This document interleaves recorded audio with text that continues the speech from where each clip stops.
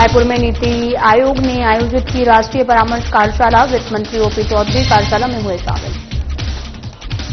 कोंडागांव में नई एम्बुलेंस सेवा का हुआ शुभारंभ। डीएम नुपुर राशिपन्ना ने फीता काटकर एम्बुलेंस का किया शुभारंभ। सीएमएचओ डॉक्टर आरके चतुर्वेदी रहे उपस्थित। कोटाडोल के स्कूल में छात्र की पिटाई के मामले में विवाद। मामले में 5 सदस्यीय जांच समिति की गई गठित। पूर्व विधायक गुलाब कमरू समिति में हुए शामिल। कोंडागांव में दादी प्रकाश मणि की 18वीं पुण्यतिथि पर रक्तदान। जिले में विशाल रक्तदान शिविर का हुआ आयोजन। कांकेर में स्वास्थ्य व्यवस्था पर उठे सवाल। डॉक्टर पर नशे की हालत में वीडियो वायरल। डॉक्टर मरीजों के इलाज के बजाय कर रहे बहस।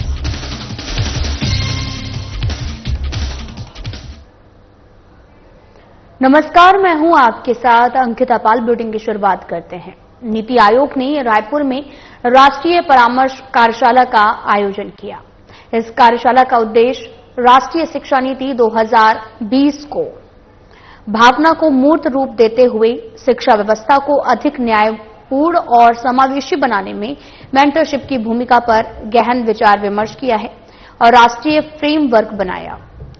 विशेषज्ञों, नीति निर्माताओं और हितधारकों ने शिक्षा में समानता लाने, ड्रॉप आउट दर घटाने, युवाओं को अवसरों से जोड़ने के लिए अपने अनुभवों को साझा किया। विशेष अतिथि के रूप में वित्त मंत्री ओपी चौधरी ने कहा कि शिक्षा में समानता सशक्तिकरण की दिशा में मेंटरशिप की भूमिका निर्णायक है। उन्होंने बताया कि यह कार्यशाला स्कूल शिक्षा, उच्च शिक्षा, कौशल विकास पर केंद्रित है। ये साझा राष्ट्रीय ढांचा तैयार करने का अवसर है जो विकसित भारत के सपने को साकार करने में मदद करेगा। नीति आयोग के सदस्य डॉक्टर वीके पॉल ने कहा कि शिक्षा मानव पूंजी निर्माण का आधार है और हर बच्चे को समान अवसर मिलना चाहिए।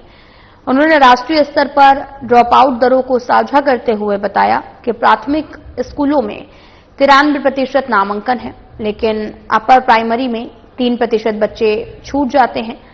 सेकेंडरी स्तर पर केवल 56% और 12वीं कक्षा तक मात्र 23% छात्र ही पहुंचते हैं।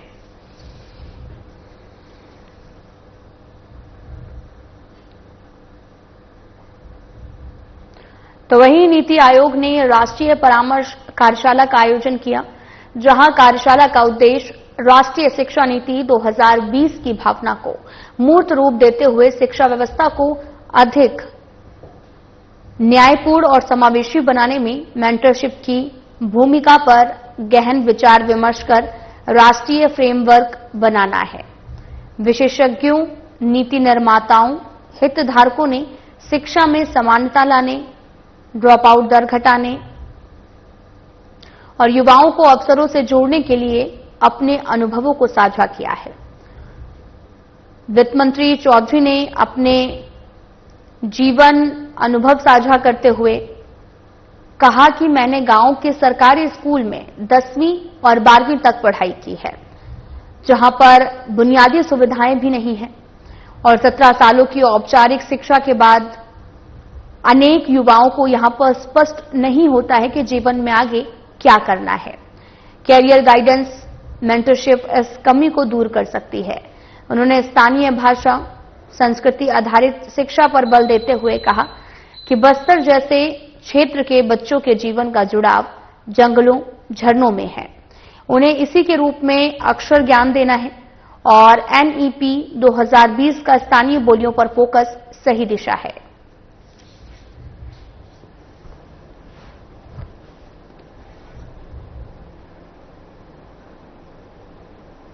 कोंडागांव में कलेक्टर नुपुर राशिपन्ना ने आज जिला कार्यालय परिसर से नई एम्बुलेंस सेवा का फीता काटकर शुभारंभ किया। ये एम्बुलेंस एसबीआई फाउंडेशन द्वारा जिला प्रशासन को प्रदान की गई है।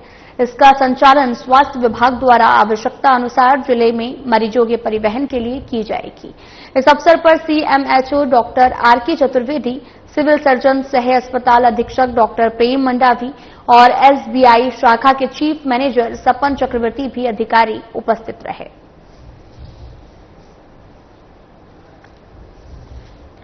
तो आपको बताते चलें कि कोंडागांव में जिले में नई एम्बुलेंस सेवा का शुभारंभ किया गया है और इस दौरान डीएम ने फीता काटकर एम्बुलेंस का शुभारंभ किया। तस्वीरें आपको दिखा रहे हैं जो कि कोंडा गांव से हैं, जहां पर कलेक्टर नुपुर राशीपन्ना ने नई एम्बुलेंस सेवा का फीता काटकर शुभारंभ किया और एम्बुलेंस एसबीआई फाउंडेशन द्वारा जिला प्रशासन को प्रदान की गई है।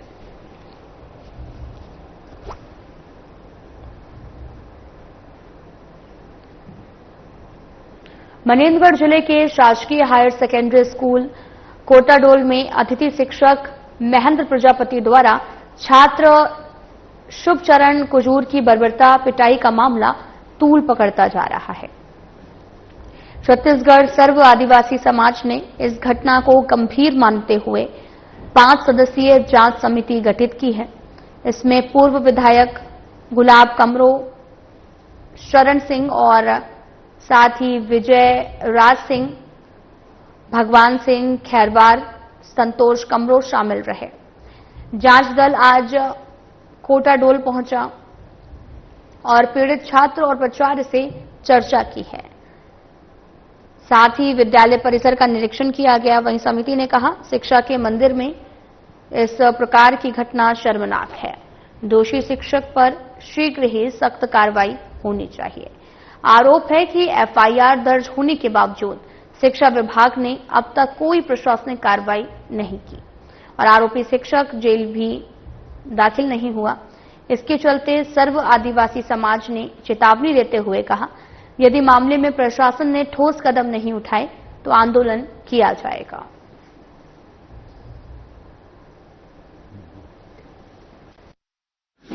देखिए, हम लोगों ने जिस तरह से आज जो हमारी 5 की टीम थी, साथ में हमारे सर्व आदिवासी समाज के जिला के पदाधिकारी भी आए हुए हैं साथ में। हम लोगों ने बच्चों का बयान लिया, हम लोग प्रिंसिपल से बात की, यहाँ की शाला प्रबंधन समिति के अध्यक्ष से भी बात की है। बातें हमारे सामने ये आई है कि बहुत सारा एक तो अध्यक्ष और यहाँ के प्रचार में दोनों में आपस में मुझे लगा कि तालमेल नहीं है, क्योंकि 23 तारीख को सोशल मीडिया में अध्यक्ष जी उसका खंडन कर दिए थे, कंप्रोमाइज करके बात समाप्त कर दिए सोशल मीडिया में।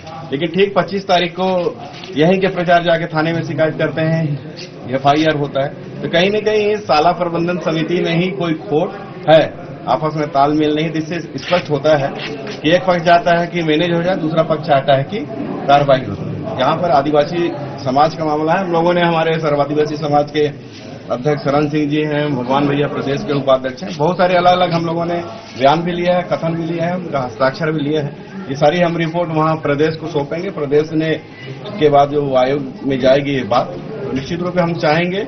और बहुत सारी विद्यालय में कमियां देखने को मिली है। अगर बात करें तो इस विद्यालय में लगातार शासकीय हायर सेकेंडरी स्कूल कोटाडोल सूचियों में बना हो, चाहे 36 बच्चों का भविष्य की बात हो, चाहे बच्चों की पिटाई की बात हो। एक आध मामले और ऐसे आए हैं जो मैं आपको नहीं बता सकता, लेकिन हमने प्रचार को कान में बताया है कि आप यहाँ के गार्जियन हैं, प्रचार है, आपकी जिम्मेदारी है।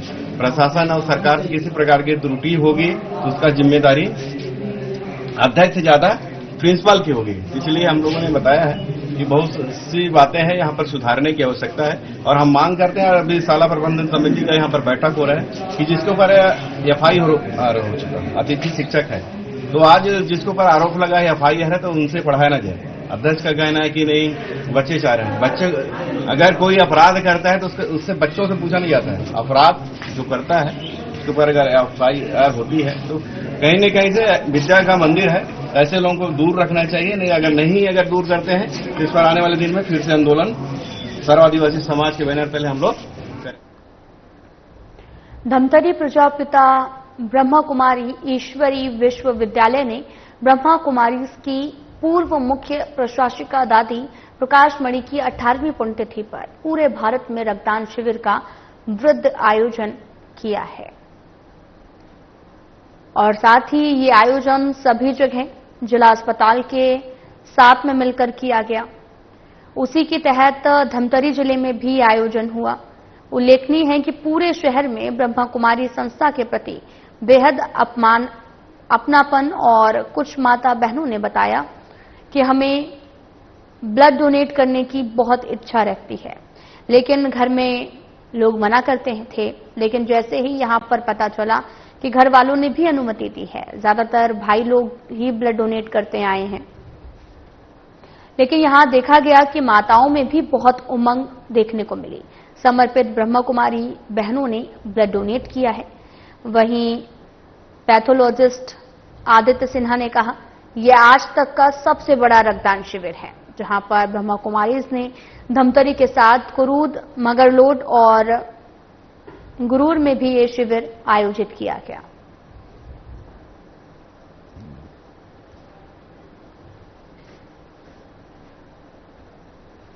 कांकेर जिले की स्वास्थ्य व्यवस्था पर एक बार फिर से सवाल खड़े हो रहे हैं। जिले के बड़गांव स्वास्थ्य केंद्र में पदस्थ डॉक्टर रत्नेश देशमुख का नशे की हालत में ग्रामीणों से बहस करता हुआ वीडियो सोशल मीडिया पर वायरल हो रहा है।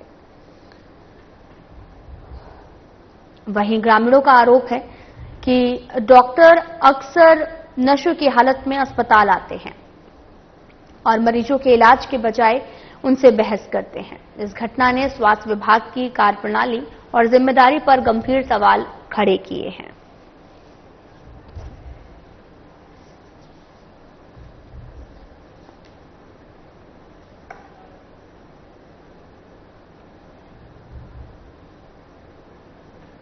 राज्यपाल रमेन डेका ने अपने खैरागढ़ प्रवास के दौरान अपने गोद लिए हुए ग्राम सोनपुरी का भ्रमण किया है।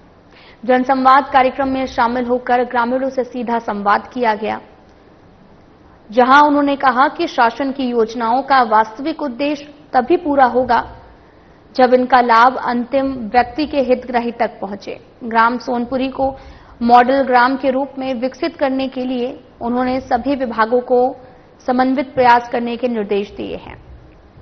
वहीं राज्यपाल ने कहा, छत्तीसगढ़ की महिलाएं स्व सहायता समूह से जुड़कर उल्लेखनीय कार्य कर रही हैं। इन समूहों ने न केवल महिलाओं को आत्मनिर्भर बनाया है, बल्कि ग्रामीण अर्थव्यवस्थाओं को भी सशक्त किया है। इसके साथ ही उन्होंने कहा कि छोटे छोटे प्रयास ही भविष्य में बड़े बदलाव का आधार बनते हैं। इस अवसर पर राज्यपाल की उप सचिव निधि साहू, ग्राम सोनपुरी सरपंच सहित कई विभागों के अधिकारी, कर्मचारी और बड़ी संख्या में ग्रामीण जन उपस्थित रहे।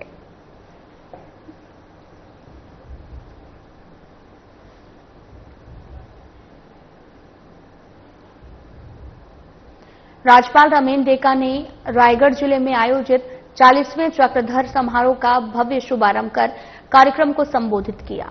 इस दौरान उन्होंने भगवान गणपति की पूजा अर्चना की है। साथ ही संगीत सम्राट राजा चक्रधर सिंह का पुण्य स्मरण कर उन्हें नमन किया। वहीं राज्यपाल डेका ने कहा कि छत्तीसगढ़ के 25 साल के स्वर्णिम यात्रा को हम रजत जयंती के रूप में मना रहे हैं और इस दौरान छत्तीसगढ़ की संस्कृति को समृद्ध बनाने में चक्रधर समारोह का योगदान अग्रणी है। और राज्यपाल डेका ने कहा कि असम और छत्तीसगढ़ में बहुत गहरा संबंध है।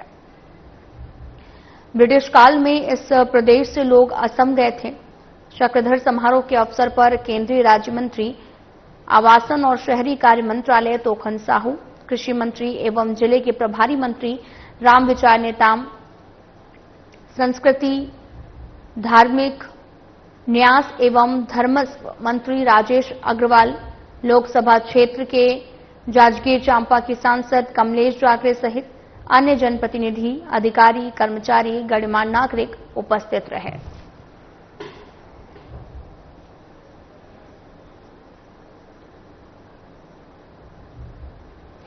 तो वहीं मुख्यमंत्री विष्णुदेव साय ने दक्षिण कोरिया की राजधानी सियोल में आयोजित छत्तीसगढ़ इन्वेस्टर कनेक्ट कार्यक्रम में कोरिया इंटरनेशनल ट्रेड एसोसिएशन और निवेशकों के समक्ष छत्तीसगढ़ में निवेश की संभावनाओं की विस्तार से जानकारी देते हुए कहा कि छत्तीसगढ़ अपनी प्रोएक्टिव एवं विकासोन्मुख औद्योगिक नीति 2024-30 प्रचुर प्राकृतिक संसाधनों और प्रशिक्षित जनशक्ति के बल पर वैश्विक निवेश औद्योगिक सहयोग के लिए पूरी तरीके से तैयार है।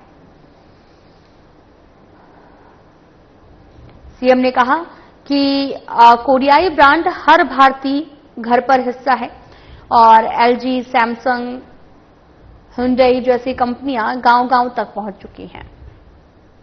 छत्तीसगढ़ में प्रचुर मात्रा में जल, ऊर्जा, लो रिस्क और स्टील और बेहतरीन कनेक्टिविटी उपलब्ध है।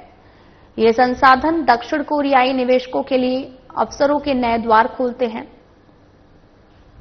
इस अवसर पर सीएम ने भारत के राजदूत अमित कुमार से भारतीय दूतावास सियोल में मुलाकात कर प्रदेश में निवेश संभावनाओं पर विस्तार से चर्चा की। सीएम ने कहा कि हमने स्टील और खनिज से लेकर इलेक्ट्रॉनिक्स और फूड प्रोसेसिंग तक मजबूत द्विपक्षीय आर्थिक साझेदारी की संभावनाओं पर विचार विमर्श किया है।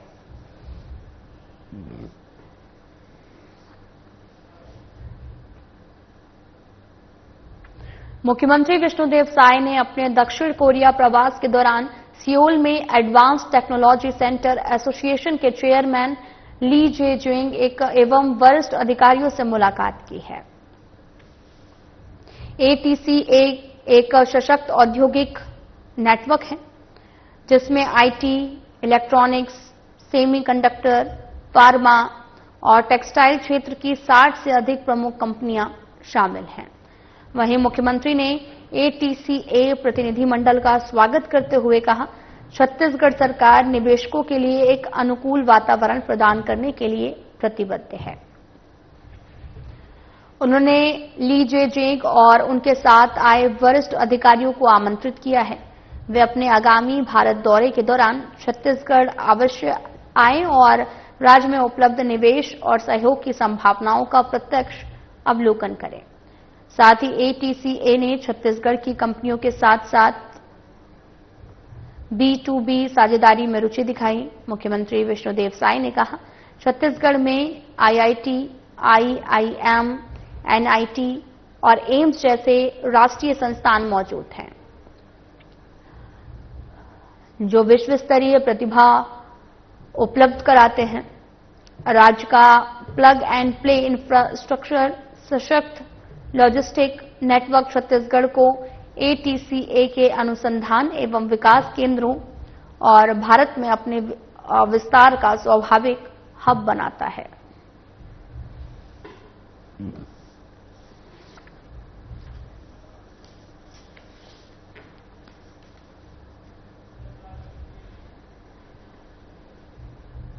तो वहीं वन मंत्री कश्यप आत्मानंद उत्कृष्ट हिंदी माध्यम शासकीय उच्चतर माध्यमिक शाला जामाबाड़ा में जिला स्तरीय वन महोत्सव कार्यक्रम को संबोधित किया। साथ ही आपको यह भी बताते चलें कि जहां वन मंत्री केदार कश्यप ने कहा, छत्तीसगढ़ प्रदेश देश का ऑक्सीजोन के रूप में जाना जाता है। यह प्रकृति ने बहुत ही अधिक वनों की मात्रा का आशीर्वाद दिया है। उन्होंने कहा कि वनों से इस बस्तर क्षेत्र में जन्म लेने का अवसर मिला है। क्षेत्र के वनों को हमारे पूर्वजों ने सांस्कृतिक प्राकृतिक धरोहर के रूप में संरक्षित किया है। इसके साथ ही ये भी कहा कि इन वनों से वनोपज, वनों के खाने योग्य फल का लाभ इन क्षेत्र में निवास करने वाले लोग ही अनुभव करते हैं। इसलिए इनका संरक्षण करना हमारी जिम्मेदारी है। साथ ही आगामी पीढ़ी को भी इसके संबंध में जानकारी दी जानी चाहिए।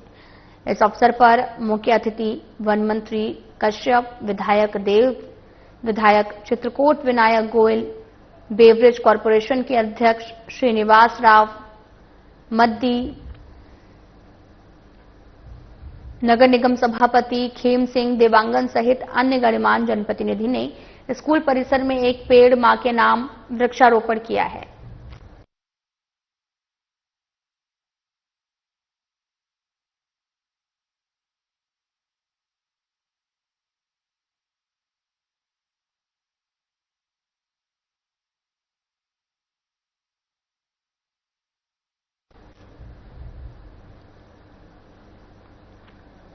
सुशासन की सरकार में नारायणपुर विधानसभा के गांवों में विकास कार्यों की रफ्तार तेज हो गई है। इसी क्रम में वन मंत्री केदार कश्यप ने आज करोड़ों की लागत से होने वाले कई निर्माण कार्यों का भूमि पूजन किया है और भूमि पूजन कार्यक्रम के अंतर्गत पाथरी से सुधापाल मार्ग पर पुल पुलिया सहित 2.55 किलोमीटर सड़क निर्माण के लिए 2 करोड़ 87 लाख रुपए सुधापाल में 1.5 मीटर पुलिया निर्माण के लिए 3.30 लाख रुपए और नारायणपाल और गुनपुर में प्राथमिक शाला के नवीन भवन के लिए लाखों रुपए की स्वीकृति दी गई है। वहीं मंत्री कश्यप ने कहा कि हमारा लक्ष्य है कि हर गांव तक बुनियादी सुविधाएं समय पर पहुंचे और साथ ही आपको यह भी बताते चलें कि उन्होंने मंत्री कश्यप ने कहा हमारा लक्ष्य है कि हर गांव तक बुनियादी सुविधाएं समय पर पहुंचे। सड़क, पुलिया, shed, high mast light, digital केंद्र जैसी योजनाएं ग्रामीण जीवन को सरल और सुरक्षित बनाएंगी। जनता की सुविधा ही हमारी प्राथमिकता है। विकास की गति को तेज किया जाएगा और इसके साथ ही मंत्री कश्यप ने सभी को आश्वस्त किया कि शासन की योजनाओं का लाभ हर पात्र व्यक्ति तक पहुंचाया जाएगा और बस्तर क्षेत्र के विकास को नई दिशा दी जाएगी। स्थानीय जनप्रतिनिधियों, ग्रामीणों और विभागीय अधिकारियों की उपस्थिति में कार्यक्रम उत्साहपूर्वक संपन्न हुआ।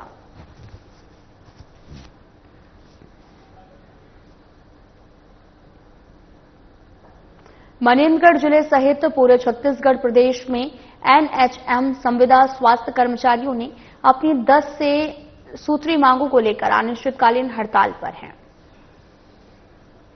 और 10 से सूत्री मांगों को लेकर हड़ताल पर चले गए हैं। 10 दिन एनएचएम संविदागत स्वास्थ्य कर्मचारियों का धरना प्रदर्शन स्थल से लेकर भगत सिंह चौक तक रैली निकालते हुए पीपीई किट पहनाकर हाथों में कटोरा लेकर दुकानों और खेलों में लोगों से भीख मांगते हुए अजीबोगरीब प्रदर्शन करते हुए नजर आए हैं। एनएचएम संविदा स्वास्थ्य कर्मचारियों की 10 मांगे हैं जो कुछ इस प्रकार से हैं। सिविलियन एवं स्थानीयकरण, पब्लिक हेल्थ केयर की स्थापना, ग्रेड पे का निर्धारण, कर मूल्यांकन व्यवस्था में पारदर्शिता, लंबित 27% वेतन वृद्धि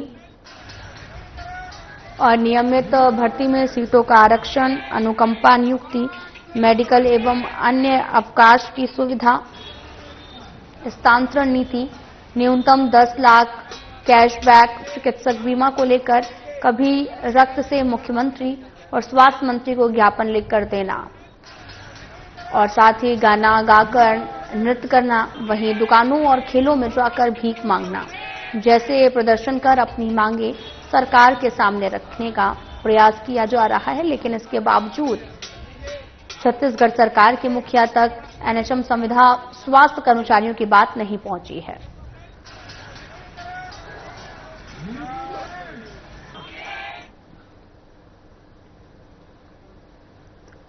तो वहीं मनेंद्रगढ़ में सर्वमसीह समाज ने तहसील कार्यालय तक न्याय यात्रा निकाली।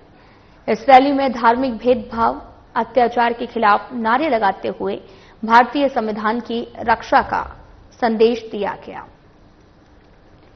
साथ ही मसीह समाज ने ज्ञापन में बताया कि छत्तीसगढ़ और पूरे देश में ईसाई समुदाय और अनुसूचित जनजातियों के खिलाफ संगठित हिंसा हो रही है जो संविधान के मूल्यों के खिलाफ है। जिलाध्यक्ष संजीवन लाल ने कहा कि सभी धर्मों को सम्मान और अधिकार मिलना चाहिए। महिला विंग की अध्यक्ष कुसुम कुजूर ने झूठे आरोपों और गलत धार्मिक प्रतिबंधों की निंदा की है। उन्होंने प्रशासन से उचित सुरक्षा की मांग की। अपर कलेक्टर अनिल सिद्धार ने कहा कि यह रैली धर्मनिरपेक्षता, समानता के अधिकार की आवाज है। ज्ञापन राष्ट्रपति को सौंपा गया जिसमें धार्मिक अधिकार की आवाज, ज्ञापन राष्ट्रपति को सौंपा गया जिसमें धार्मिक स्वतंत्रता की रक्षा की अपील की गई। चल में ये संदेश हम राष्ट्रपति तक पहुंचाना चाहते हैं, पूरे देश में भी ये बात पहुंचाना चाहते हैं। जहां पर भारत के संविधान की बात है और जो भारत, जो हिंदू, मुस्लिम, सिख, ईसाई, जो कौमी एकता के बल पे और जो मजबूत है और बहुत सुंदर है, उसको कमजोर करने का जो अभी वर्तमान में साजिश चल रहा है, हमारे धार्मिक आस्थाओं पर चोट पहुंचाया जा रहा है, हमारे चर्च को तोड़ा जा रहा है, हमारे मसीहों को झूठे धर्मांतरण के आरोप लगाकर उनको जेल में भेजा जा रहा है। हम चाहते हैं कि जहां पे भारत का संविधान सबको बराबर और समता का अधिकार दिया है, सबको न्याय मिले और सबके साथ न्याय हो। अगर हमारा कहना है कि कहीं पे कोई गलत हो रहा है तो उसके लिए कानून व्यवस्था है। आप किसी असामाजिक तत्वों के द्वारा वहां जाकर तोड़फोड़ या किसी को अभद्र व्यवहार करना, अश्लील बातें करने, ये गैर कानूनी है, ये गलत है, जिसका हम लोग विरोध करते हैं। और इसी माध्यम से हम लोग ये हमारा जो न्याय यात्रा है, ये हमारा सर्व मसीही समाज जो पूरा अपना जिला एमसीबी है उसके अंतर्गत जितने भी मसीही समाज के लोग हैं वो सब एकत्रित होकर आज ये संदेश हम लोग देने आए हैं और महामहिम राष्ट्रपति को ये हमने ज्ञापन सौंपा। फिलहाल बुलेटिन में इतना ही। नमस्कार।